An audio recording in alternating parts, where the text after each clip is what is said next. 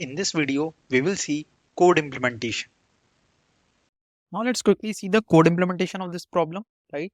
So basically what I will do, I will simply create a valid function.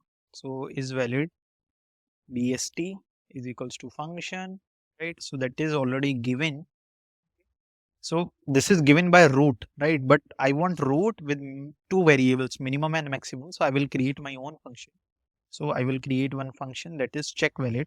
Basically the same check valid. I will pass the root, I will pass the minimum, and I will pass the maximum, right?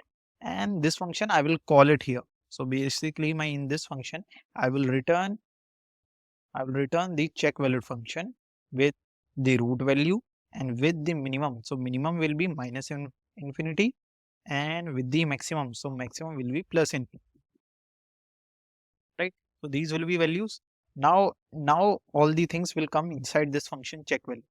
So if I am getting a root that is equals to null, so can I say that means I have reached to the end and I have not found any error, so I will return true, right?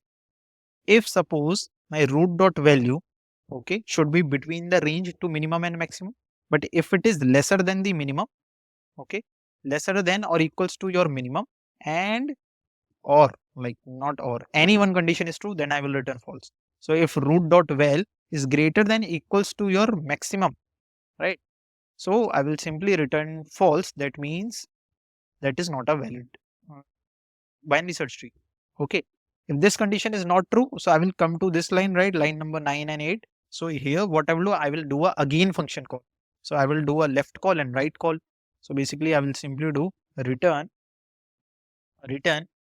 my left function call check valid root dot left. So now my root will change to root dot left, and the values will also change, right? So now minimum will be same, but my maximum will be root dot val. So my maximum will be root dot val, and right, once this condition is true, right, both conditions needs to be true. Basically I will return that, and I will return check valid root dot right, and I will pass now on the right side it should be greater than the root dot value, so root dot val, right, and it can go till maximum, that is your plus n. So basically this will be the code implementation of this problem, right? In the next video I will give you a quick dry run of this.